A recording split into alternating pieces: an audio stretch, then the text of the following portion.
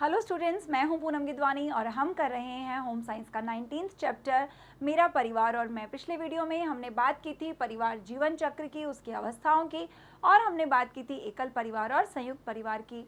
आज के वीडियो में हम बात करेंगे परिवार के सदस्यों की देखभाल की, हम बात करेंगे अनुशासन की और परिवार के वातावरण की। तो शुरू करते हैं परिवार के सदस्यों की देखभाल की। सबसे पहले हम बात करेंगे गर्भावस्था के दौरान देखभाल। गर्भावस्था के दौरान परिवार को यह सुनिश्चित कर लेना चाहिए कि स्त्री को अब क्या क्या सुविधाएं उपलब्ध करवानी है। सबसे पहले नंबर पे है निरंतर अंतरालों पर पोषक भोजन का सेवन करे। परिवार को यह सुनिश्चित कर लेना है कि घर में अगर कोई गर्भवती महिला है तो वो निरंतर अंतराल पर, अंतराल यानी छोटे छोटे गैप पर, यानी उसने भोजन खाया, उसके बाद थोड़े समय बाद 1 घंटे 2 घंटे बाद वो फ्रूट्स का सेवन कर ले, उसके बाद वो कभी जूस का सेवन कर ले, यानी थोड़े थोड़े अंतराल के बाद वो पोषक भोजन का सेवन करे। यह माँ और बच्चे के लिए बहुत ज़्यादा ज़रूरी है। ये अंतराल हम क्यों शामिल कर रहे हैं? क्योंकि गर्भावस्था में ऐसा होता है, अगर स्त्री भर पेट सुबह का भोजन कर लिया, उसके बाद सीधा शाम का भोजन किया, तो इससे बहुत सारी समस्याएं उत्पन्न हो जाती है। एक साथ बहुत ज़्यादा खाना खा लेने से गैस की समस्या, अपच की स्थिति, और अगर बहुत लंबे समय तक गैप रख लेते हैं तो भी समस्या उत्पन्न हो जाती है। इसलिए निरंतर छोटे छोटे अंतरालों पर पोषक भोजन का सेवन करना है। इस समय ये जो भोजन होता है ये बहुत ज़रूरी हो जाता है, क्योंकि गर्भ में जो बच्चा पल रहा होता है, अगर माँ पोषक भोजन का सेवन नहीं करती है, ऐसा भोजन जिसमें पौष्टिक तत्व हैं उसका सेवन नहीं करती है, तो बच्चे की वृद्धि और विकास दोनों पर ही नकारात्मक प्रभाव पड़ता है। पर्याप्त विश्राम और व्यायाम करें। इस दौरान स्त्री का पर्याप्त आराम करना बहुत ज़रूरी हो जाता है, क्योंकि बहुत सारे चेंजेस आते हैं शरीर में, हार्मोनल चेंजेस आते हैं, फिजिकल चेंजेस बहुत सारे आते हैं, कमजोरी आ जाती है, तो बहुत ज़रूरी हो जाता है कि स्त्री को आराम मिले, और साथ ही साथ व्यायाम करना बहुत ज़रूरी हो जाता है। गर्भावस्था में हल्के हल्के व्यायाम करने चाहिए, लेकिन व्यायाम को स्किप नहीं करना चाहिए। स्त्री खुश और प्रसन्नचित रहे, इसकी संपूर्ण जिम्मेदारी परिवार की होती है। और गर्भावस्था के दौरान अगर गर्भवती महिला खुश नहीं है, प्रसन्न नहीं है, तो इसका सीधा नकारात्मक असर जो होता है गर्भ में पल रहे बच्चे पर होता है। उसके स्वास्थ्य को बहुत ज़्यादा नुकसान होता है अगर गर्भवती महिला जो महिला माँ बनने वाली, अगर वो खुश नहीं है। तो स्त्री को खुश रखना है, प्रसन्नचित रखना है, ये जिम्मेदारी किसकी होती है? परिवार की होती है। भ्रूण के विकास की जांच के लिए नियमित रूप से डॉक्टर के पास जाएं और किसी प्रकार की जटिलता का पता लगने पर तत्काल उसका उपचार कराएं। यह जानना बहुत ज़रूरी हो जाता है कि भ्रूण का विकास हो रहा है या नहीं हो रहा, तो उसके विकास की जांच के लिए समय समय पर डॉक्टर से परामर्श लेना चाहिए, और अगर कोई जटिलता आ गई है, जांच में सामने आया है, तो उसका उपचार समय पर होना चाहिए। माँ और पिता बनना पति व पत्नी दोनों के लिए ही उत्साहपूर्ण होने के साथ साथ तनावपूर्ण भी होता है। देखिए, एक्साइटमेंट बहुत ज़्यादा होता है, खुशी बहुत ज़्यादा होती है कि अब वो पति पत्नी से माँ और पिता बन रहे हैं, लेकिन उसके साथ साथ ये तनावपूर्ण भी होता है। तनावपूर्ण क्यों होता है? क्योंकि बहुत सारी जिम्मेदारियां आ जाती हैं, बहुत सारे जीवन में परिवर्तन आ जाते हैं, शारीरिक, मानसिक, सामाजिक परिवर्तन, ये सारे के सारे परिवर्तन माता और पिता दोनों को घेर लेते हैं। इसलिए ये जो कार्य होता है ये तनावपूर्ण भी होता है, क्योंकि 9 महीने की गर्भावस्था, उसके बाद शिशु को जन्म लेना, शिशु की देखभाल का पहला वर्ष माँ के लिए बहुत ज़्यादा थकावट भरा होता है, क्योंकि जो 9 महीने की गर्भावस्था होती है वो आसान नहीं होती। शरीर में माँ के जो बहुत ज़्यादा परिवर्तन आते हैं, है ना, और उसके बाद शिशु को जन्म देना वो एक बहुत ही ज़्यादा कठिन प्रक्रिया है। उसके बाद शिशु की देखभाल करना, तो शुरू का जो समय होता है माँ के लिए बहुत ज़्यादा चुनौती भरा होता है और बहुत ज़्यादा थकावट भरा होता है।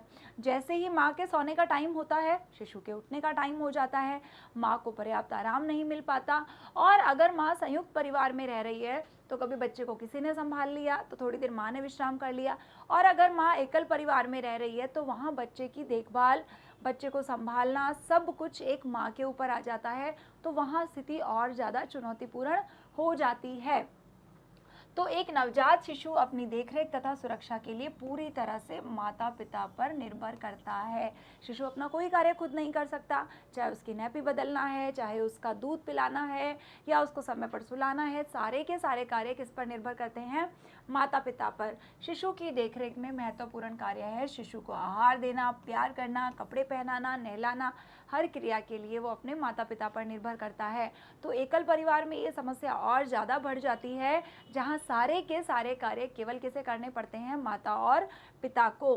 तो इस समय में बहुत ज़रूरी हो जाता है जो पिता है, अगर थोड़ा सा कार्य बांटकर माता की मदद कर दे, अपनी चिंता दिखाकर, अपनी देखभाल दिखाकर और दोनों आपसी सामंजस्य से आपस में एक दूसरे के संवेदनशीलता दिखाते हुए अगर कार्य करते हैं तो ये चुनौती भरा समय निकल जाता है। लेकिन वहीं पर अगर आपस में सामंजस्य नहीं है, सारा कार्य केवल और केवल माँ को करना पड़ता है, तो स्थिति बहुत ज़्यादा तनावपूर्ण हो जाती है। छोटे छोटे कार्यों में अगर पिता माता की हेल्प कर देता है, नैपी बदलने में या घर के अन्य कार्यों में, तो माता को थोड़ा रिलैक्स मिल जाता है, उसे आराम का समय मिल जाता है और वो शिशु की देखभाल भी अच्छे से कर पाती है। सभी शिशुओं को माँ का दूध अवश्य पिलाना चाहिए क्योंकि यह उनका अधिकार है। देखिए बच्चों, शुरू के 6 महीने तक शिशु को केवल और केवल माँ का दूध ही पिलाना चाहिए। उसे कोई पानी, कोई जूस, सूप, शहद, किसी भी तरह का कोई आहार नहीं देना चाहिए। आपको जानकर हैरानी होगी कि शुरू के 6 महीने तक बच्चे को पानी भी नहीं पिलाना, क्योंकि माँ का जो दूध होता है वो शिशु के लिए एक सर्वोत्तम, एक कंप्लीट डाइट होती है, सबसे अच्छा आहार होता है, उसमें पानी, सभी पोषक तत्व मिले हुए होते हैं। इसलिए कहा जाता है कि माँ को गर्भावस्था में और जब वो स्तनपान करा रही है तो अच्छा भोजन, पौष्टिक भोजन लेना है, क्योंकि माँ के दूध के जरिए ही शिशु को सारे पौष्टिक तत्व प्राप्त होते हैं। तो हमें हमेशा ध्यान रखना है 6 महीने तक केवल और केवल माँ का दूध ही पिलाना है। ऐसा नहीं है कि 6 महीने के बाद माँ का दूध पिलाना बंद कर देना है, लेकिन 6 महीने तक केवल माँ का दूध और उसके बाद माँ के दूध के साथ अन्य तरल पदार्थ धीरे धीरे करके शामिल किए जा सकते हैं। 6 महीने तक शिशु को माँ का ही दूध पिलाना है और शिशु को कुछ जीवन घातक रोगों से बचाने के लिए टीके भी लगाए जाने चाहिए। हमने टीकाकरण का जब चैप्टर किया था तो उसमें हमने बात की थी, बहुत सारे टीके होते हैं जो शिशु को समय समय पर लगाए जाने ज़रूरी है। कुछ जन्म के समय पे, कुछ 1 हफ्ते बाद, कुछ 1 महीने बाद, कुछ 1 वर्ष बाद, कुछ 2 वर्ष बाद। लेकिन ये टीकाकरण जो कार्यक्रम है ये शिशु को ऐसे रोगों से बचाता है जो कि जीवन के लिए बहुत ज़्यादा घातक होते हैं। इसलिए शिशु का एक टीकाकरण कार्ड बनता है और समय समय पर शिशु को टीके लगवाए जाने चाहिए, जिससे उसमें रोगों के प्रति प्रतिरक्षा उत्पन्न होती है। यदि पति और पत्नी दोनों ही नौकरी करते हैं तो उन्हें अपने शिशु की देखरेख के लिए एक सपोर्ट सिस्टम की आवश्यकता होती है। सपोर्ट सिस्टम यानी जो उनको सहारा दे सके। अगर दोनों ही नौकरी करने जा रहे हैं, दोनों ही वर्किंग हैं, तो अब पीछे से बच्चे की देखभाल के लिए कोई बहुत ज़रूरी है, क्योंकि अगर बच्चे की सही से देखभाल नहीं हो पाती है तो माता और पिता दोनों को ही चिंता हो जाती है। शिशु ने खाना खाया होगा या नहीं खाया होगा, उसको दवाई समय पर मिली या नहीं मिली, अब उसने पर्याप्त आराम या नींद ली या नहीं ली। तो ये सारी चीज़ों के लिए बहुत ज़रूरी हो जाता है कि कोई सपोर्ट सिस्टम होना चाहिए। अब ये सपोर्ट सिस्टम क्या हो सकता है? मातृत्व और पितृत्व अवकाश। क्या होते हैं मातृत्व और पितृत्व अवकाश? बच्चे के जन्म के साथ सरकार द्वारा महिला को 6 महीने का जो अवकाश दिया जाता है उसी को हम कहते हैं मातृत्व अवकाश यानी मैटरनिटी लीव, और पिता को 15 दिन का अवकाश मिलता है जिसे कहते हैं पितृत्व अवकाश यानी कि पैटर्निटी लीव। लेकिन अब मातृत्व अवकाश भी खत्म हो गया, पितृत्व अवकाश भी खत्म हो गया, अब दोनों को फिर से काम पर जाना है। तो अब क्या किया जाएगा? शिशु की देखभाल कौन करेगा? कौन होगा वो सपोर्ट सिस्टम? तो अगर जॉइंट फैमिली में रहते हैं तो ये समस्या सॉल्व हो जाती है। दादा दादी या चाची ताई शिशु की देखभाल कर सकती है और पड़ोसी या मित्र आदि एक दूसरे के शिशुओं की देखरेख करें। फॉर एग्जाम्पल, ऐसा कोई पड़ोसी है, ऐसा कोई मित्र है जिसके यहाँ आपने सुबह उनको छोड़ दिया, वो अगर शाम को कहीं जा रहे हैं उन्होंने आपके पास छोड़ दिया, तो आप एक दूसरे के साझा एडजस्टमेंट के साथ एक दूसरे के शिशुओं की देखभाल कर सकते हैं। लेकिन अगर दादा दादी, चाचा चाची, ताई अवेलेबल नहीं है, ऐसा कोई पड़ोसी या मित्र भी नहीं है जिस पर हम भरोसा कर सकें, तो शिशुओं को डे केयर केंद्र या क्रैच में रखना होता है। क्या होते हैं ये डे केयर केंद्र या क्रैच? इसमें क्या होता है, आप अपने शिशु को छोड़ सकते हैं डे केयर या क्रैच जिसे हम बोलते हैं। इसमें आपको कुछ अतिरिक्त पैसे देने होते हैं जिससे वे आपके शिशु की देखभाल करते हैं, शिशु को समय पर खिलाना, सुलाना, शिशु पूरा दिन उनकी निगरानी में रहता है ताकि आपको चिंता नहीं होती कि शिशु अकेला है घर पे या उसने समय पर खाना नहीं खाया या वो सोया नहीं। इसी को हम कहते हैं डे केयर या क्रैच, जहां आप अपने बच्चे को बाहर जाते समय छोड़ सकते हैं। शिशु की देखभाल के लिए आया को नियुक्त करें जो आपके शिशु की देखरेख करे, या आप क्या कर सकते हैं, एक आया को नियुक्त कर सकते हैं जो आपके शिशु की देखभाल करे। अब याद रखना है, अगर आप डे केयर या क्रैच का विकल्प चुनते हैं, आपसे एग्जाम में पूछा जा सकता है कि डे केयर केंद्र या क्रैच किसे बोलते हैं। जब माता पिता दोनों ही वर्किंग है, शिशु की देखभाल के लिए जिस केंद्र पर दिन भर के लिए शिशु को छोड़ा जाता है उसे हम डे केयर केंद्र या क्रैच कहते हैं। अब वहाँ पर आपके घर या कार्यस्थल के समीप होना चाहिए ताकि आप जब कार्यस्थल से लौटे अपने शिशु को आसानी से जल्दी से ला सकें, या उसको छोड़कर आना है तो भी दूरी अधिक नहीं होनी चाहिए क्योंकि आने और जाने में बहुत अधिक समय व्यतीत हो जाता है और बच्चे को भी बहुत ज़्यादा ट्रैवलिंग करनी पड़ती है।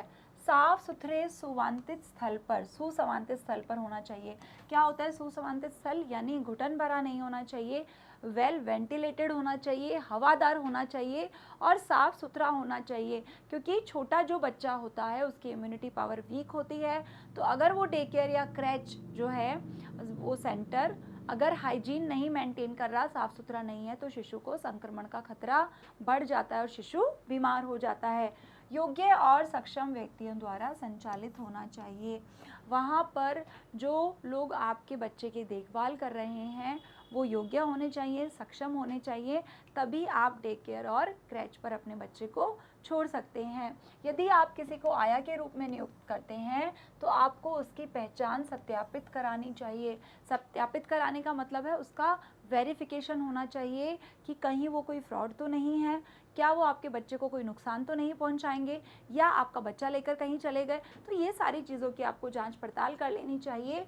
वह अच्छी व्यक्तिगत स्वच्छता बनाए रखे, यानी साफ सफाई का ध्यान रखे, व्यवस्थित रूप से शिशु की देखरेख करने में समक्ष हो तथा शिशु को प्यार और स्नेह भी प्रदान करे, क्योंकि शिशु को केवल और केवल देखभाल की आवश्यकता नहीं होती, उसे प्यार और स्नेह की भी आवश्यकता होती है। जिन शिशुओं को बचपन में प्यार और स्नेह नहीं मिल पाता, बड़े होकर उनके व्यक्तित्व में बहुत सारी समस्याएं उत्पन्न हो जाती हैं। अब हमने बात कर ली गर्भावस्था के दौरान देखभाल, उसके बाद हमने बात कर ली शिशु की देखभाल। अब हम छोटे बच्चों की देखभाल की बात कर रहे हैं। कुछ ऐसे कारक हैं जिनसे छोटे बच्चों का विकास प्रभावित होता है। हमने एक कहावत सुनी है, जैसा पिता वैसा बेटा। बहुत बार हम माता पिता के हिसाब से बच्चों को डिसाइड करते हैं, बिल्कुल ऐसा होता भी है, क्योंकि वास्तव में बच्चे दो कारकों का उत्पाद होते हैं, एक तो आनुवंशिकता और दूसरा वातावरण। आनुवंशिकता को हम बदल नहीं सकते हैं, बहुत सारे ऐसे गुण होते हैं, फिर चाहे वो नेगेटिव है या पॉजिटिव, जो हमें माता पिता से आनुवंशिकता हेरिडिटी में मिलते हैं, जिन्हें बदलना हमारे हाथ में नहीं होता। उसी को हम क्या कहते हैं, आनुवंशिकता। और दूसरे क्या होते हैं, वातावरण। हम किस माहौल में रह रहे हैं, किस जगह पर रह रहे हैं, उसे हम कहते हैं वातावरण। वंशानुगत यानी हेरिडिटी कारक बच्चों को जन्म से प्राप्त होते हैं और उन्हें बदला नहीं जा सकता है।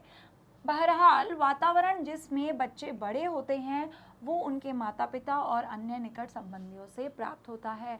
जिस जगह पर हम रह रहे हैं वहाँ का माहौल कैसा है, खुशनुमा माहौल है तो बच्चे भी खुश रहते हैं। अगर माता पिता की आपस में नहीं बनती, घर में तनावपूर्ण माहौल है, तो बच्चे भी गाली गलौज सीख जाते हैं, बच्चे भी लड़ाई झगड़ा सीख जाते हैं। तो बहुत ज़रूरी है शिशु जहाँ पर रह रहे हैं, छोटे बच्चे जहाँ पर रह रहे हैं, वहाँ बच्चों को एक आदर्श वातावरण मिले, उनकी दिनचर्या अच्छी होनी चाहिए, क्योंकि बच्चे जो होते हैं वो अपने माता पिता से ही सारी चीज़ें सीखते हैं। माता पिता की जीवन शैली अच्छी है तो बच्चों की भी जीवन शैली अच्छी होती है। माता पिता आपस में अगर प्रेम से रहते हैं तो बच्चे भी उस प्रेम को सीखते हैं। अगर माता पिता लड़ाई झगड़े तनाव अवसाद में रहते हैं तो ये सारे गुण बच्चों में भी ट्रांसफ़र हो जाते हैं। इसी को हम कहते हैं वातावरण। वातावरण निम्नलिखित कारकों से बनता है, जिसमें पहला है प्रारंभिक प्रेरणा। जीवन के जो आरंभिक वर्षों में प्रेरणा प्रदान करके इस उद्देश्य को प्राप्त किया जा सकता है। अगर माँ अपने शिशु से निरंतर बातें करती रहती है, उसे अच्छी अच्छी कहानियाँ सुनाती है, उसे अलग अलग मनोरंजक तरीक़ों से अनेक जीवन के मूल्य सिखाती है, तो शिशु बहुत जल्दी बोलना शुरू कर देता है और उसका शब्द भंडार भी विकसित होने लगता है। शिशु कई जल्दी बोलना सीखते हैं, कई लेट बोलना सीखते हैं, बहुत सारी चीज़ों पर ये निर्भर करता है। लेकिन जहाँ पर माता बहुत ज़्यादा अपने शिशु से इन्वॉल्व होती है, तो वो शिशु कंपैरेटिवली जल्दी बोलना सीखते हैं। इसी प्रकार शिशु का ज्ञानात्मक विकास भी तब तीव्र गति से होता है जब उसे कभी गार्डन में, पार्क में, अलग अलग जगहों पर घुमाने के लिए, खेलने के लिए ले जाया जाता है और अन्य बच्चों से खेलने और व्यवहार करने का मौका दिया जाता है। अगर शिशु केवल घर में ही बंद है, ना अन्य बच्चों से मिल पा रहा है, ना पार्क में जा पा रहा है, तो वो शिशु उस शिशु से भिन्न होता है जिसे मौका दिया जाता है अन्य बच्चों के साथ खेलने का, पार्क में जाने का और नई नई चीज़ें एक्सप्लोर करने का। तो ये क्रियाएं भी बच्चे के लिए बहुत ज़्यादा ज़रूरी होती है। उसके बाद है खेल कूद। वातावरण बच्चों को खेल के अवसर प्रदान करता है और खेलकूद ही बच्चों को जीवन के सभी क्षेत्रों में, चाहे शारीरिक है, सामाजिक, भावात्मक, भाषाई और नैतिक स्तर पर समग्र विकास में सहायक होता है। देखिए, बच्चों का खेलना कूदना इतना ज़रूरी होता है कि वो उसके सारे स्तरों पर विकास में सहायक होता है। फिर चाहे उसका शारीरिक स्तर हो, शिशुओं के लिए खेलना क्यों ज़रूरत होता है, एक्स्ट्रा एनर्जी होती है, वो उस खेलकूद के माध्यम से बाहर निकलती है ना। सामाजिक स्तर में क्या होता है, वो अन्य बच्चों के साथ खेलता है, उसे समझ आता है शेयरिंग करनी है, अपनी टर्न का वेट कैसे करना है, सबके साथ मिलजुल कर कैसे रहना है। इमोशनल उसका अटैचमेंट हो जाता है कि ये मेरा दोस्त है, ये मेरा फ्रेंड है ना। और वो लैंग्वेज में भी डेवलपमेंट करता है और नैतिक स्तर पर भी, क्या अच्छा है, क्या बुरा है, हमें सहयोग की भावना कैसे विकसित करनी है, ये सारे के सारे स्तर में, इन सभी विकास में बच्चे का खेलकूद जो होता है बहुत ज़्यादा सहायक होता है। 2 वर्ष की आयु तक शिशु सक्रिय रूप से अकेले ही खेलना पसंद करते हैं। आपने देखा होगा, जो छोटे बच्चे होते हैं अपने खिलौनों के साथ अकेले ही खेलना शुरू कर देते हैं। और 3 वर्ष से 5 वर्ष की आयु वाले बच्चे अनुसरण के माध्यम से खेलना पसंद करते हैं। यानी वो क्या करते हैं, आस-पास जो देखते हैं वो उसकी नकल करते हैं। मम्मी किचन में कुछ बना रही है तो वो अपने छोटे छोटे खिलौने वाले बर्तन लेकर चाय बनाना शुरू कर देते हैं, दाल बनाना शुरू कर देते हैं।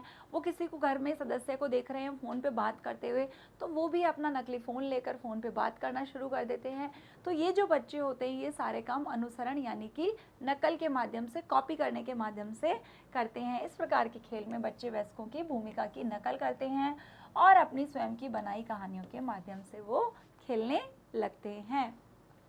इसलिए यह अत्यंत आवश्यकता है कि बच्चों के आसपास माता पिता और अन्य वयस्क उसी प्रकार से वैसा व्यवहार करें जैसा वे चाहते हैं कि उनके बच्चे अपनाएं। अगर बच्चा देखता है कि मेरी मम्मी को बुक्स पढ़ने का बहुत शौक़ है या पापा को बुक्स पढ़ने का बहुत शौक़ है, वो बुक्स पढ़ते रहते हैं अक्सर, तो शिशु में भी ये रुचि डेवलप हो जाती है।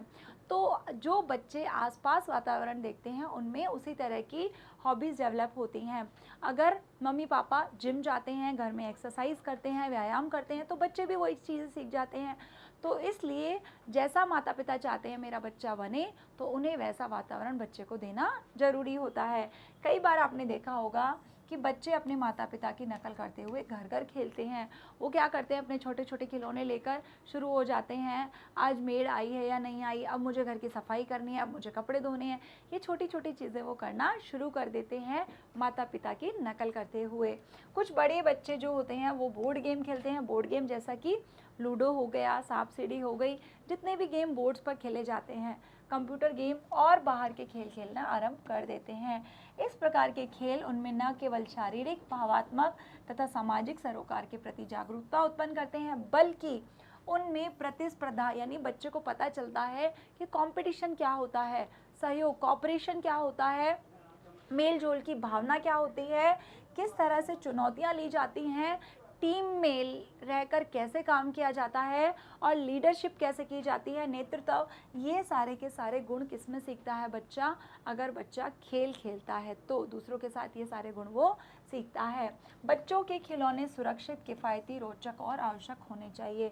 सुरक्षित क्यों होने चाहिए? क्योंकि अगर बच्चे के खिलौने सुरक्षित नहीं हैं तो बच्चे को चोट लगने का खतरा होता है। बच्चे के खिलौने नुकीले हैं, तीखे हैं या कांच के हैं तो अगर वो टूटेंगे तो बच्चे को चोट लगने का खतरा हो जाता है। किफ़ायती होने चाहिए, ऐसा नहीं है 2 मिनट में ही वो टूट गए, और बहुत ज़्यादा महंगे नहीं होने चाहिए क्योंकि वित्तीय जो बोझ होता है वो बहुत ज़्यादा हो जाता है। मजबूत होने चाहिए। रोचक और आकर्षक क्यों होने चाहिए? क्योंकि बच्चों का उनको खेलने के लिए मन करे, अच्छे अच्छे कलरफुल हों, उन पे अच्छे अच्छे डायग्राम्स बने हुए हों, अच्छे अच्छे डिज़ाइंस हों, तो बच्चे का खेल के प्रति जो होता है उत्साह वो अधिक बढ़ जाता है। अब हम बात कर रहे हैं घर में अनुशासन यानी कि डिसिप्लिन की। देखिए, हमने जब वातावरण की बात की, वंशानुगत और वातावरण, हमने 2 चीज़ों की बात की थी। तो वातावरण में एक मुख्य घटक जो होता है वो होता है अनुशासन यानी कि डिसिप्लिन। जैसे जैसे बच्चा बड़ा होता है उसे संयम की शिक्षा देना आवश्यक हो जाता है, क्योंकि जो बच्चे अनुशासित नहीं होते उन्हें आगे चलकर जीवन में बहुत ज़्यादा समस्याएं आती हैं। वो ना एक अच्छी जीवन शैली का चुनाव कर पाते हैं और ना ही अच्छी दिनचर्या का चुनाव कर पाते हैं, क्योंकि चाहे वो स्कूल में है चाहे वर्क प्लेस पे है, अनुशासन जीवन का एक बहुत ही महत्वपूर्ण भाग होता है। अनुशासन बच्चे को एक निश्चित आचार संहिता का अनुसरण करना सिखाता है, जो उसके जीवन के लिए बहुत ज़रूरी है। यह उसके जीवन के आरंभिक स्तर पर ही आरंभ हो जाता है। जैसे बच्चे को पता होना चाहिए कि समय पर खाना खाना है ना, शौचालय संबंधी प्रशिक्षण, कि हमें इधर उधर खुले में शौच नहीं करना, केवल शौचालय में ही जाना है, शौचालय का प्रयोग करने के बाद साफ सफाई का ध्यान रखना है, हाथ धोने हैं।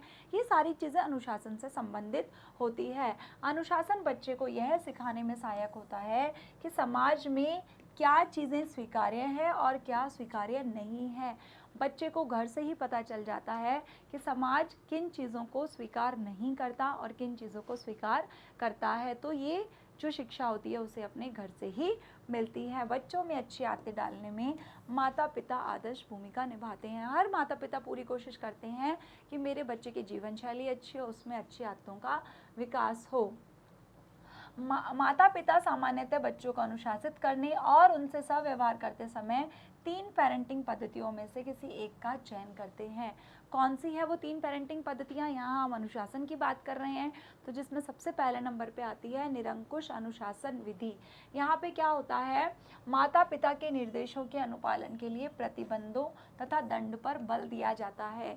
यानी माता पिता ने शिशु को मना कर दिया कि आपको ऐसा नहीं करना, और शिशु वो कार्य कर रहा है, तो अब उस शिशु को क्या होता है, दंड दिया जाता है, उसको सजा दी जाती है। ऐसे परिवार के बच्चों में सामान्यतः आत्मविश्वास की कमी होती है, बच्चों में कॉन्फिडेंस नहीं होता, क्योंकि उन्हें शुरू से ही पता होता है अब मम्मी मुझे मारेगी, पापा मुझे सजा देंगे, अब मुझे या तो खाना नहीं दिया जाएगा या मुझे गार्डन नहीं लिया जाएगा। उनको पता है उन्हें हर बात पर कठोर दंड या सजा मिलेगी। ऐसे बच्चे खुलकर माता पिता से अपनी बात नहीं कह पाते।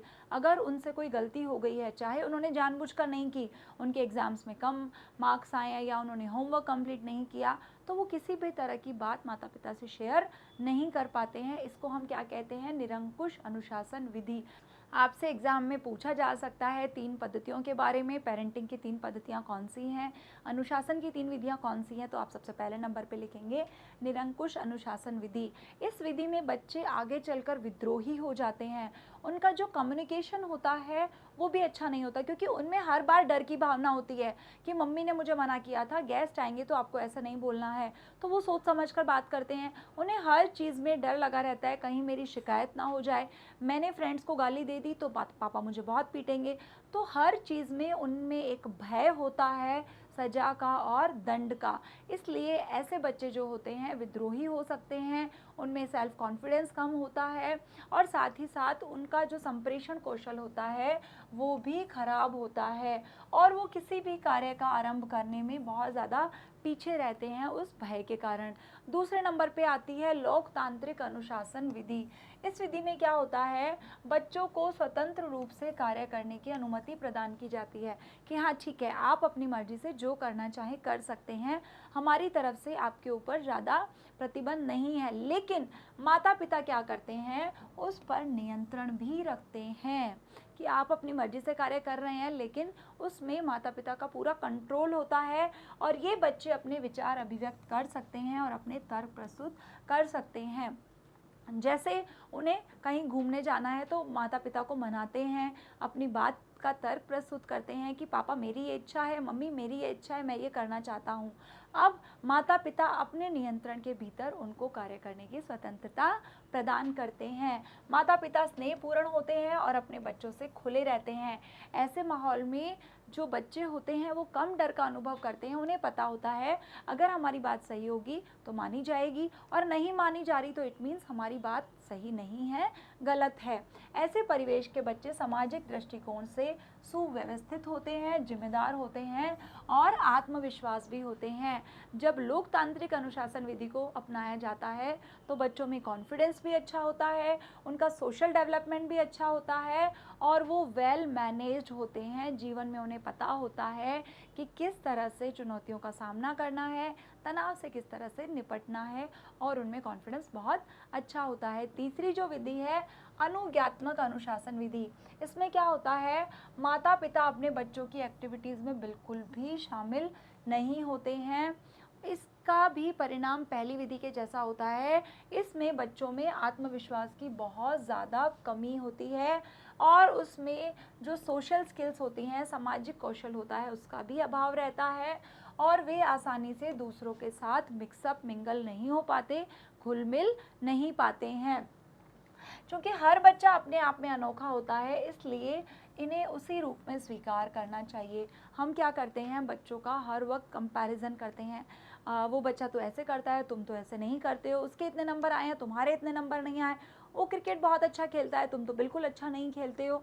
तो हर बच्चे की अपनी क्वालिटीज़ होती है। जब हम बच्चे की बार बार तुलना दूसरे बच्चों से करते हैं तो यह भी उसके व्यक्तित्व के विकास में बाधा उत्पन्न होता है।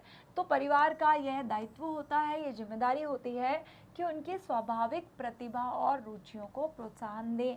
अगर बच्चे की ड्राइंग में रुचि है तो उसे प्रोत्साहन देना चाहिए, बच्चे की आउटडोर गेम्स में ज़्यादा रुचि है तो उसे प्रोत्साहन दिया जाए, उसकी डांस में रुचि है, उसकी प्रतिभा, उसकी रुचियों को प्रोत्साहन देना चाहिए। अपनी पसंद बच्चे पर नहीं थोपनी चाहिए, या पड़ोसी का बच्चा जिस चीज़ में एक्सपर्ट है, हमें वो चीज़ पसंद है, तो बच्चे को उस कंपैरिजन के, उस तुलना के बोझ में नहीं दबाना चाहिए। माता पिता को अपनी इच्छाएं बच्चों पर नहीं थोपनी है। अब हमने बात कर ली शिशु की देखभाल की, अब हम बात कर रहे हैं बड़े बच्चों और किशोरों की देखभाल। अब इनमें सबसे पहले हम बात कर रहे हैं स्कूल जाने वाले बच्चे। 7 से 8 वर्ष तक के जो बच्चे होते हैं वो खाना खाना, नहाना, ये सारे काम, कपड़े पहनना, अब वो अपने पेरेंट्स पे डिपेंड नहीं रहते हैं, उन्हें सहारे की ज़रूरत नहीं होती है। वो अपने आप खाना भी खा लेते हैं, कपड़े भी पहन लेते हैं और नहा भी लेते हैं। और जब बच्चे स्कूल जाना शुरू करते हैं तो माता पिता की भूमिका और जिम्मेदारियां बदल जाती है। कहाँ पहले जो एक माँ होती है उसको पूरा समय बच्चे को खाना खिलाना है, नहलाना है, लेकिन अब वो भूमिका या जिम्मेदारियां कम नहीं होती है, अब वो बदल जाती हैं। अब उसका जो रोल होता है वो चेंज हो जाता है। बच्चे धीरे धीरे स्वतंत्र होने लगते हैं। हालांकि बच्चे अपनी आवश्यकताओं को पूरा करना सीख लेते हैं, लेकिन शिक्षा के स्तर पर दूसरों के सहयोग की ज़रूरत होती है। अब माता पिता को शिशु के विकास की चिंता होती है, उसकी शिक्षा की चिंता होने लगती है, उसके नैतिक विकास की, सामाजिक विकास की, उसके सही राह की, संगी दोस्तों की, अब उनको इन सब की चिंता होने लगती है। बच्चों को अच्छी शिक्षा प्रदान करने का उत्तरदायित्व केवल और केवल स्कूल का नहीं होता है, माता पिता को भी बच्चों की पढ़ाई में सहायता करनी चाहिए। ऐसा नहीं है बच्चे स्कूल में चले गए, अब रिजल्ट अच्छा आ रहा है या बुरा आ रहा है, सारी जिम्मेदारी स्कूल की है, नहीं। माता पिता को भी ये समझना होता है कि हमारा भी दायित्व है, बच्चों को अच्छी शिक्षा देनी है तो हमारा भी सहयोग उसमें ज़रूरी है। बच्चे को घर में पढ़ने के लिए एक उपयुक्त स्थान उपलब्ध करवाना, जहाँ बच्चा अपनी बुक्स रख सके, अपना टाइम टेबल सेट कर सके और जहाँ बैठकर वो आराम से पढ़ सके। शोर वाला कमरा नहीं हो, लाइट होनी चाहिए, वेल वेंटिलेटेड होना चाहिए, हवादार कमरा होना चाहिए और ऐसा स्थान हो जहाँ वो अपना सारा सामान रख सके और व्यवस्थित ढंग से रहना सीख सके। इससे बच्चे मैनेजमेंट भी सीखते हैं। इस आयु में बच्चे शिक्षा के अतिरिक्त सामूहिक खेल, बाहर के खेल खेलना भी पसंद करते हैं। तो बच्चों के लिए स्कूल और घर में खेलने की अच्छी सुविधाएं होनी चाहिए। यानी स्कूल में प्लेग्राउंड होना बहुत ज़रूरी होता है, नहीं तो बच्चे स्कूल में केवल और केवल पढ़ाई ही करते रह जाते हैं, तो उनका कंप्लीट डेवलपमेंट नहीं हो पाता। घर में भी सुविधाएं होनी चाहिए। अगर बच्चा बोर्ड गेम्स या इंडोर गेम्स खेलना चाहे तो ऐसी सुविधाएं बच्चे को घर में भी होनी चाहिए। इस स्तर में बच्चों का विकास बहुत तेज़ी से होता है और यह अति संवेदनशील आयु भी है। क्यों संवेदनशील आयु है? क्योंकि यहाँ पर बच्चे को अच्छे बुरे का ज्ञान नहीं होता है और यही वो समय होता है जब उसका व्यक्तित्व का विकास तेजी से होता है। इस आयु में न उन्हें केवल पोषक आहार की ज़रूरत होती है, बल्कि उन्हें भोजन करने की अच्छी आदतें भी विकसित करनी होती है। उन्हें पता होना चाहिए कि मुझे बाहर का फूड रोज़ रोज़ नहीं खाना है, मुझे पौष्टिक भोजन खाना है। ऐसा नहीं है मैंने सुबह भोजन कर लिया, अब मैंने पूरा दिन पढ़ाई की, मैंने रात का भोजन स्किप कर दिया। शिशु को सारी दिनचर्या का, भोजन की अच्छी आदतों का जो ज्ञान है, ये जो आदतें हैं, इसी समय में उसमें डेवलप करनी होती है। इन अच्छी आदतों को विकसित करने में स्कूल और घर दोनों ही सहायक होते हैं। बच्चों को पता होना चाहिए कि ऐसा नहीं है कि रोज़ मेरी फेवरेट सब्जी बनेगी, कभी मम्मी की फेवरेट है, कभी पापा की फेवरेट है। कुछ चीज़ मेरे लिए पौष्टिक है, मुझे नहीं पसंद, लेकिन मुझे फिर भी खानी है। फलों का भी सेवन करना है, हरी सब्जियों का सेवन करना है, क्योंकि ये पौष्टिक है। तो ये सारी बातें स्कूल और घर दोनों से ही वो सीखता है। अब हम बात कर रहे हैं किशोरावस्था की। किशोरावस्था को आंधी और तूफान की अवस्था कहा जाता है। सबसे चुनौतीपूर्ण अवस्था होती है। क्यों होती है आंधी और तूफान की अवस्था? क्योंकि इस समय में जो परिवर्तन होते हैं बहुत ज़्यादा होते हैं और एक साथ होते हैं। शारीरिक परिवर्तन, सामाजिक परिवर्तन, मानसिक परिवर्तन, हार्मोनल चेंजेस आते हैं, करियर का प्रेशर बढ़ जाता है और विपरीत लिंग के प्रति आकर्षण बढ़ जाता है। तो एक साथ इतने सारे जब परिवर्तन आते हैं, इसीलिए इसे कहा जाता है आंधी और तूफान की अवस्था, तूफान और तनाव की अवस्था। इस स्तर पर किशोर अपनी स्वतंत्रता चाहते हैं। उन्हें पूरी फ्रीडम चाहिए होती है कि माता पिता मुझे अधिक रोक टोक नहीं करें। जो मुझे करने का मन है, मेरा बाहर घूमने का मन है तो मुझे रोका नहीं जाए, मुझे बाहर पार्टी करनी है तो मुझे बार बार रोका टोका नहीं जाए, मुझे वीडियो गेम्स खेलने हैं, फ़ोन चलाना है, तो वो अपने माता पिता के नियंत्रण को इस समय बर्दाश्त नहीं कर पाते हैं। वो अपने डिसीजंस खुद लेना चाहते हैं और अपनी स्वयं की पहचान बनाना चाहते हैं, आइडेंटिटी बनाना चाहते हैं और स्वयं के मूल्यों की एक प्रणाली भी स्थापित करना चाहते हैं। इस प्रक्रिया में किशोर मौजूदा मूल्यों और व्यवहारों को भी चुनौती दे देते हैं। ज़रूरी नहीं है जब वो बचपन में अपने माता पिता की बात मानते थे, इस वक्त भी वो माने। उन्हें लगता है मेरे भी कुछ मूल्य हैं, तो अब वो पहले के मूल्यों को, पहले के व्यवहारों को चुनौती देने लगते हैं। माता पिता के लिए प्राय ऐसी स्थिति से निपटना बहुत कठिन हो जाता है। यदि वे पारिवारिक मूल्यों का अनुसरण करने के लिए किशोर पर दबाव डालते हैं, तो इससे स्थिति और अधिक खराब हो जाती है और जो किशोर होते हैं वो विद्रोही हो जाते हैं, आक्रामक हो जाते हैं। तो इस स्थिति में माता पिता का रोल होता है वो बहुत ज़्यादा चुनौतीपूर्ण हो जाता है। उन्हें बहुत ही धैर्य से काम लेना होता है, सहयोग से, प्रेम से बच्चे को सिखाना होता है कि उन्हें किस तरह से व्यवहार करना चाहिए, क्या सही है, क्या उनके लिए गलत है, क्या अच्छा है, क्या बुरा है। बहुत ही ज़्यादा चुनौतीपूर्ण कार्य होता है माता पिता के लिए भी और किशोर के लिए भी। दूसरी ओर पूर्णतः मुक्त वातावरण या अनुज्ञात्मक दृष्टिकोण उनमें उपेक्षा तथा निराशा की भावना को जन्म देता है। अगर उन्हें पूरी तरह से खुला छोड़ दिया जाता है, उनके किसी मामले में इंटरफेयर नहीं किया जाता, तो भी किशोर जो होता है वो बहुत ज़्यादा निराश हो जाता है। उसे ऐसा लगता है कि मेरी केयर करने वाला कोई भी नहीं है। अगर उसकी लाइफ में कोई परेशानी आ जाती है तो उसे लगता है मुझे अकेले ही इससे निपटना होता है। अगर माता पिता बहुत ज़्यादा कठोर हो जाते हैं तो किशोर अपनी हर बात बताने के लिए उनसे डरता है, और अगर वो बहुत ज़्यादा उसे खुला छोड़ देते हैं तो भी वो अवहेलना महसूस करता है, इग्नोरेंस महसूस करता है। तो बहुत ज़रूरी होता है इस टाइम पे जो पेरेंट्स हैं वो बैलेंस बनाकर चलें, नियम और सीमाएं निर्धारित करें और परिस्थिति के अनुसार स्थिरता या लचीलापन बनाए रखें। उन्हें सारे रास्ते खुले रखने चाहिए कि अगर किशोर के जीवन में कोई परेशानी है तो वो खुलकर अपने माता पिता से बात कर सके, और उन्हें इमोशनल सपोर्ट की बहुत ज़्यादा ज़रूरत होती है। क्योंकि अगर किशोरावस्था में ऐसा नहीं होता तो बहुत सारे जो बच्चे होते हैं कठोर अनुशासन के कारण अगर नंबर कम आ गए हैं तो उन्हें लगता है अब मुझे सज़ा मिलेगी, दंड मिलेगी, या मैं अपने माता पिता की उम्मीदों पर खरा नहीं उतरा हूँ, तो वो सुसाइड तक कर लेते हैं। अगर वो अकेले हैं, निराश हैं, तो वे आत्मघाती हमलों का भी प्रयास करते हैं। किशोरों पर विश्वास रखना भी बहुत महत्वपूर्ण है। माता पिता को किशोरों की बातों और समस्याओं को ध्यानपूर्वक सुनना चाहिए और उनकी समस्याओं के लिए वैकल्पिक सुझाव या उपाय प्रस्तुत करने चाहिए। तो इस समय जो किशोर की देखभाल होती है वो बहुत ज़्यादा सोच समझकर करनी होती है। उसके बाद उन्हें इस तथ्य से अवगत कराना चाहिए कि उनके द्वारा लिए गए कदमों का क्या क्या परिणाम होगा। यानी किशोर को माँ बाप ये समझाएं कि बेटा हम तुम्हारे डिसीज़न में तुम्हारे साथ हैं, लेकिन अगर तुम ये डिसीज़न लेते हो तो इसके ये रिज़ल्ट्स आएंगे, अच्छे रिज़ल्ट्स क्या आएंगे और बुरे रिज़ल्ट्स क्या आएंगे। तो किशोर को पता होता है कि मुझे मेरे डिसीजंस लेने दिया जा रहा है, लेकिन परिणाम भी मुझे ही भुगतने होंगे। तो इससे क्या होता है, घर में एक खुशनुमा माहौल बना रहता है और बच्चे जो होते हैं वो इमोशनल रूप से बहुत ज़्यादा माँ बाप से अटैच हो जाते हैं। उन्हें पता होता है कि मैं डिसीज़न ले सकता हूँ, लेकिन मेरे माता पिता मुझे गाइड करेंगे वो सही है या नहीं है।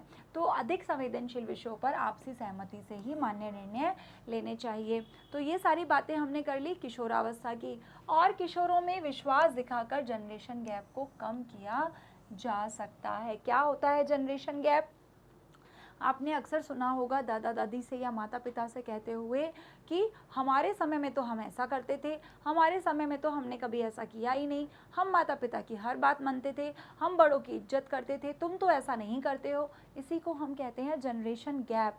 तो अगर किशोरों में विश्वास दिखाया जाए तो इस जनरेशन गैप को कम किया जा सकता है और परिवार में आपसी जुड़ाव भी मजबूत होता है। किशोरावस्था में एक महत्वपूर्ण जो विकासात्मक कार्य होता है वो क्या होता है? व्यवसाय के लिए तैयारी। इसलिए भी ये एक चुनौतीपूर्ण कार्य होता है क्योंकि इस समय किशोरों को अपने करियर का चुनाव करना होता है कि मुझे आगे जीवन में क्या बनना है, किस करियर को मुझे चूज़ करना है, कौन सा सब्जेक्ट लेना है, किस फील्ड में जाना है। इस स्थिति पर आने के पश्चात प्रत्येक किशोर व्यवसाय और रोजगार के प्रति उत्साहित भी होता है और साथ ही चिंतित भी हो जाता है। हालांकि इस संबंध में अपने बच्चों के मार्गदर्शन के लिए माता पिता उत्तरदायी होते हैं, जिम्मेदार होते हैं, लेकिन देखा गया है कि किशोरों को ये पता ही नहीं होता कि उन्हें आगे क्या करना होता है। हमने क्या किया, 10th पास कर ली, अब हमारे फ्रेंड्स ने साइंस ले ली, हमने भी साइंस ले ली, उन्होंने कॉमर्स ले लिया, हमें कुछ पता ही नहीं है कि आगे चल के हमें कंपटीशन एग्ज़ाम की तैयारी करनी है, हमें बैंकिंग को चूज़ करना है, हमें डॉक्टर बनना है, इंजीनियर बनना है, हमें आगे चलकर क्या करना है, कुछ किशोरों को पता ही नहीं होता। केवल वो दोस्तों मित्रों के सहारे या बाकी जो लोग कर रहे होते हैं उसी के सहारे अपने सब्जेक्ट्स को चूज़ कर लेते हैं। अपने करियर के लिए तैयारी पहले ही आरंभ कर देनी चाहिए। जब तक किशोर स्कूल में सीनियर सेकेंडरी लेवल पर तक पहुंचता है उसे अपने व्यवसाय या अध्ययन के क्षेत्र का निर्धारण करना पड़ता है और यह भी निर्णय लेना होता है कि उस क्षेत्र में प्रवेश के लिए क्या आवश्यक तैयारियां करनी होंगी। बहुत सारे फील्ड ऐसे होते हैं जिनमें एंट्रेंस एग्ज़ाम होता है, तो अगर किशोर पहले ही डिसाइड कर लेता है कि मुझे आगे चलकर किस फील्ड में जाना है तो उसके लिए ये बहुत आसान हो जाता है कि वो उन सब चीज़ों के लिए पहले ही तैयारी करना शुरू कर दे, जानकारी जुटाना शुरू कर दे। आज किशोरों के पास अपने व्यवसाय का चयन करने के लिए असंख्य विकल्प विद्यमान हैं, यानी उसके पास बहुत सारे ऑप्शंस होते हैं, ऑप्शंस की कोई कमी नहीं होती है और अनेक स्रोत भी उपलब्ध हैं जिनसे ये मार्गदर्शन मिल सके। चाहे यूट्यूब की बात करें, चाहे किसी काउंसलर की बात करें, पेरेंट्स की बात करें, आसपास माहौल की बात करें, तो उन्हें मार्गदर्शन भी उपलब्ध हो जाता है कि वे अपने इच्छित व्यवसाय तक पहुंचने के लिए किस प्रकार तैयारी कर सकते हैं। लेकिन चूज़ उन्हें खुद करना होता है कि उन्हें किस फील्ड में जाना है। अब हमने बात कर ली किशोरों की देखभाल की, हम चल रहे हैं बुजुर्गों की देखभाल की तरफ। हमने शुरू की थी गर्भावस्था से पहले गर्भवती स्त्री की, फिर नवजात शिशु की, उसके बाद स्कूल जाने वाले बच्चों की, किशोरों की, फिर उन्होंने अपना व्यवसाय चुना और अब बुजुर्गों की देखभाल कैसे करनी है। सेवानिवृत्ति कई कारणों से लोगों के लिए संपूरक और खुशनुमा समय होता है। उन्हें सम्मान देने के साथ उस कार्य से मुक्त कर दिया जाता है जिससे वे वर्षों से कर रहे होते हैं, है ना। बहुत सालों तक अब आपने नौकरी कर ली या व्यवसाय कर लिया, अब आपका वो समय आ गया है जब आप सेवानिवृत्त हो जाते हैं। कौन सी अवस्था थी जब हमने परिवार के जीवन चक्र की बात की थी? ये अवस्था थी संकुचन की अवस्था। समुदाय समाज में उनकी अच्छी इज्जत होती है और वे वित्तीय रूप से भी समर्थ हो जाते हैं, यानी फाइनेंशियली अपनी लाइफ में उन्होंने इतनी सेविंग कर ली होती है कि उन्हें बुढ़ापे में काम करने की ज़रूरत नहीं पड़े और वो अपना जो बुढ़ापा है उसे आसानी से अच्छे से व्यतीत कर सकें। उन्हें अपने बच्चों को व्यवसाय में और विवाह बंधन में बांध दिया होता है और अब वो या तो दादा दादी बन गए होते हैं या नाना नानी बन गए होते हैं और अपने नाती पोतों के साथ आराम की ज़िंदगी बसर कर सकते हैं। कई बार जो सेवानिवृत्ति होती है, रिटायरमेंट होता है, वो कष्टदायी भी हो जाता है। क्यों कष्टदायी हो जाता है? अगर किसी पेरेंट ने, किसी दंपति ने अपने जीवन काल में सेविंग्स बिल्कुल नहीं की, उन्होंने फाइनेंशियल प्लानिंग बिल्कुल नहीं की, अब वो रिटायर तो हो गए, अब वो कैसे अपना फाइनेंस मैनेज करेंगे? क्योंकि उन्होंने सेविंग नहीं की और अब उनका शरीर इतना साथ नहीं दे रहा कि इस उम्र में भी वो कमाएं। तो इस अवस्था में जो सेवानिवृत्ति होती है वो कष्टदायी हो जाती है। और अगर उन्होंने अपने युवा अवस्था में अपने अच्छी सेहत के लिए, अच्छे स्वास्थ्य के लिए कोई प्रावधान नहीं किया, ना उन्होंने कोई इंश्योरेंस लिया है, ना ही उन्होंने एक्सरसाइज की, अच्छा व्यायाम किया, अपने खान पान पर ध्यान नहीं दिया, तो ये जो अवस्था होती है ये बहुत ज़्यादा कष्टदायी हो जाती है।